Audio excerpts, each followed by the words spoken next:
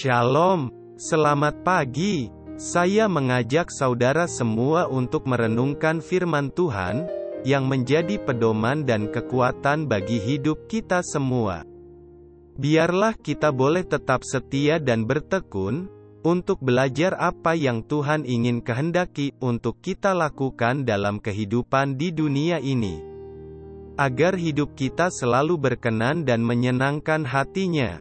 Biarlah Roh Kudus sendiri yang mengurapi kita semua dan memberi hikmat, pengertian dan pemahaman tentang pikiran, perasaan dan kehendak Tuhan kepada kita semua.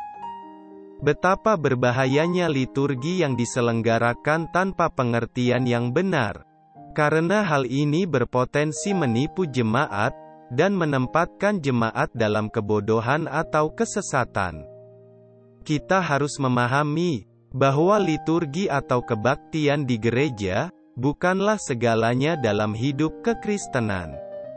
Liturgi sebenarnya hanya sebuah pertemuan bersama, yang acaranya diatur sedemikian rupa agar tertib.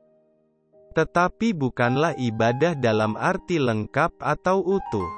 Pada umumnya, liturgi disusun dan dikemas sedemikian rupa, agar memberi kesan hikmat, berwibawa, agung, dan rohani. Sejatinya, liturgi yang semakin dielaborasi dengan berbagai variasi, justru malah semakin syarat dengan kepura-puraan dan sandiwara.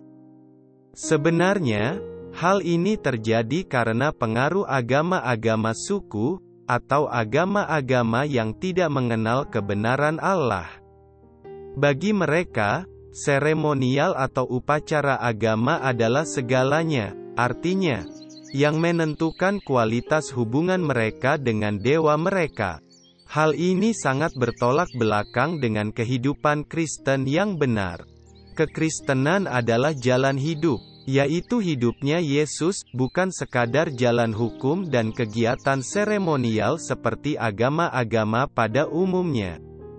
Liturgi bukanlah ibadah yang sejati atau yang sebenarnya. Karena ibadah yang sejati adalah penggunaan potensi jasmani dan rohani secara maksimal bagi Allah dalam sepanjang waktu hidup. Tentunya segala sesuatu dilakukan untuk kepentingan kerajaan Allah, atau bagi kemuliaan Allah. Inilah yang dimaksud oleh Yesus dengan menyembah Allah dalam roh dan kebenaran. Menyembah Allah dalam roh dan kebenaran adalah sikap hidup yang berkenan kepada Tuhan setiap saat, kapanpun, dan dimanapun orang percaya berada. Sejatinya, inilah liturgi kehidupan yang sejati, yaitu seluruh kehidupan kita dan di sepanjang waktu hidup kita. Dalam liturgi, orang Kristen hanya mengucapkan kalimat yang memuat doksologi, pujian penyembahan, pengucapan kredo, mendengarkan khotbah, dan lain sebagainya. Hal ini dapat dilakukan tanpa pertaruhan segenap hidup. Yang penting adalah bagaimana membuat liturgi itu seakan-akan bisa mewakili relasi mereka dengan Allah. Padahal, kekristenan yang sejati pertaruhannya adalah segenap hidup. Kalau orang Kristen tidak mempertaruhkan hidupnya guna mengikut Yesus setiap saat, atau meneladani hidupnya setiap saat, maka dalam berliturgi, pasti dia munafik, berpura-pura, atau bersandiwara. Dalam hal ini, pergi ke gereja dan mengikuti liturgi, justru membuat dosanya semakin banyak. Aspek yang dapat menyesatkan banyak orang Kristen dalam liturgi adalah, mereka merasa sudah menghayati kehadiran Allah secara penuh dan benar. Padahal, penghayatan terhadap kehadiran Allah, haruslah dalam kehidupan setiap hari dan dalam segala peristiwa kehidupan.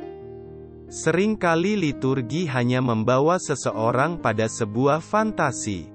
Fantasi mengenai Allah dalam liturgi, tetapi bukan dalam perjumpaan pribadi dengan Allah secara nyata. Sebenarnya, hal ini secara tidak langsung merupakan sikap melecehkan Allah, di mana seakan-akan Allah adalah Allah yang cukup puas. Jika umat berinteraksi hanya melalui seremonial, atau upacara agama atau liturgi. Orang-orang Kristen yang memiliki pemahaman seperti ini, pasti orang-orang Kristen yang kualitasnya rendah. Mereka tidak memiliki kesetiaan yang sejati kepada Kristus, dan biasanya hanya setia kepada lembaga gereja atau tokoh-tokoh agamanya. Sampai pada level tertentu, mereka tidak sanggup mempercayai Allah yang hidup. Hal itu akan sangat terasa pada waktu mereka ada di ujung maut, atau dalam situasi-situasi yang sangat genting. Ternyata, dalam situasi-situasi seperti itu, mereka tidak sanggup meyakini Allah beserta mereka, atau Allah hadir. Penjelasan ini bukan bermaksud untuk menghalangi orang melakukan liturgi di gereja, melainkan hendak menegaskan bahwa tidak mungkin seseorang bisa menghayati keadilan Allah dalam waktu sesaat, pada waktu di gereja saja. Bagaimana seseorang bisa menghayati kehadiran Allah dalam satu kali kesempatan liturgi, kalau setiap harinya tidak mengalami perjumpaan secara langsung dengan Allah? Sebenarnya, banyak liturgi yang diselenggarakan hanya seperti sebuah sandiwara rohani, atau sandiwara agama. Allah yang benar, adalah Allah yang dihayati setiap saat dalam perjumpaan nyata, di mana hal ini akan membangun sikap hormat dan takut kepadanya yang sepantasnya. Justru penghayatan dalam kehidupan secara konkret itulah, yang dapat membangun kekristenan yang sejati. Allah yang hidup dan berjanji menyertai kita, adalah pribadi yang berkenan berurusan dengan kita setiap saat dalam segala hal. Karena dari pencobaan hidup setiap saat itulah, Allah sebagai Bapa mendidik kita agar kita dapat menjadi serupa dengan putranya. Inilah inti keselamatan itu. Jika tidak demikian, berarti keselamatan tidak pernah dialami dan dimiliki. Allah sebagai Bapa yang mendidik anak-anaknya, untuk menjadi sempurna seperti dirinya atau serupa dengan Yesus. Bapa berkenan berurusan dengan umat pilihan di sepanjang waktu dan di segala tempat, di dalam segala hal. Hal ini tidak bisa digantikan dengan liturgi di gereja dalam beberapa saat saja. Kalau kita percaya bahwa Allah adalah pribadi yang hidup dan benar-benar nyata, mestinya kita harus berusaha untuk mencari Tuhan dan mengalami perjumpaan pribadi dengan Dia secara nyata. Perjumpaan pribadi tersebut sangat ditentukan oleh diri kita masing-masing. Sebab Tuhan sudah menyediakan diri secara tidak terbatas bagi kita. Kapanpun, dimanapun, dan berbagai cara Tuhan dapat menyatakan diri untuk dikenali, dan dirasakan kehadiran serta keberadaannya. Persoalannya adalah, bagaimana perjumpaan pribadi itu dapat terjadi, atau berlangsung dalam kehidupan orang percaya. Perjumpaan pribadi dapat terjadi melalui doa pribadi. Setiap hari kita harus menyediakan waktu khusus ada di hadapan Tuhan, duduk diam di kaki Tuhan. Usahakan waktu khusus tersebut paling tidak 30 menit.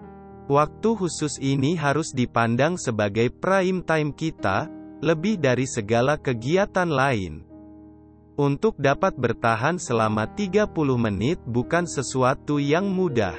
Pada awal-awal belajar duduk diam di kaki Tuhan sering terjadi kejenuhan. Rasanya ingin segera mengakhirinya. Tetapi kalau kita tekun membiasakan diri, maka kita akan memperoleh kesukaan yang luar biasa di dalam jam-jam doa kita. Akhirnya berdoa menjadi kebutuhan yang harus dipenuhi setiap hari. Perjumpaan pribadi dengan Tuhan juga dapat dialami melalui kebenaran firman Tuhan yang didengar. Hal ini bisa terjadi bila seseorang mendengar pemberitaan firman dari hamba Tuhan, yang sungguh-sungguh mengalami perjumpaan pribadi dengan Tuhan. Juga melalui buku-buku yang ditulis oleh hamba-hamba Tuhan, yang mengalami perjumpaan pribadi dengan Tuhan. Jika seseorang telah memiliki pemahaman yang cukup memadai, dari apa yang didengar dari khotbah yang disampaikan oleh hamba Tuhan yang benar, dan buku-buku yang ditulis oleh hamba-hamba Tuhan yang benar, maka ia dapat menemukan kebenaran sendiri. Dari membaca Alkitab lebih berlimpah, orang yang menemukan kebenaran dari sumber-sumber tersebut, merupakan perjumpaan pribadi dengan Tuhan. Perjumpaan seperti ini, adalah perjumpaan dengan Tuhan melalui Logos. Saudaraku yang terkasih, mintalah pada hari ini, dalam suatu doa pribadi yang tulus di hadapan Tuhan. Hanya Anda berdua dengan Dia. Sampaikanlah kerinduan dan jerit hati Anda, supaya hidup Anda diubahkan selama-lamanya, menjadi kehidupan yang baru dan diubahkan seperti apa yang Tuhan inginkan. Lalu mulailah berjalan bersama Dia setiap hari. Mintalah Dia memimpin tiap langkah hidup Anda. Mulailah mengalami perjalanan paling menggairahkan bersama Yesus, yang dapat kita jalani bersama dengan Tuhan di muka bumi. Amin. Mari kita berdoa. Bapa kami di surga, di dalam nama Tuhan Yesus Kristus, kami mau selalu mengucap syukur buat kebenaran firman-Mu, yang Tuhan nyatakan dalam kehidupan kami. Biarlah setiap saat kami mau berjalan dalam rancangan Tuhan, seperti yang Engkau kehendaki. Kami tetap percaya, bahwa Tuhan selalu menyingkapkan mata rohani kami, dengan pengertian dan hikmat Tuhan, yang memimpin hidup kami semua, agar dapat berjalan dalam kehendak dan rencana Tuhan, agar kehidupan kami selalu berkenan di hadapan-Mu dan selalu menyukakan hati-Mu, ya Tuhan. Mari kita akhiri bersama, dengan doa Bapa kami. Bapa kami yang di sorga, dikuduskanlah nama-Mu, datanglah kerajaan-Mu, jadilah kehendak-Mu, di bumi seperti di sorga. Berikanlah kami, pada hari ini, makanan kami yang secukupnya, dan ampunilah kami akan kesalahan kami, seperti kami juga mengampuni orang yang bersalah kepada kami. Dan janganlah membawa kami ke dalam pencobaan, tetapi lepaskanlah kami, daripada yang jahat. Karena Engkaulah yang empunya kerajaan, dan kuasa, dan kemuliaan, sampai selama-lamanya. Amin. Tuhan Yesus memberkati kita semua.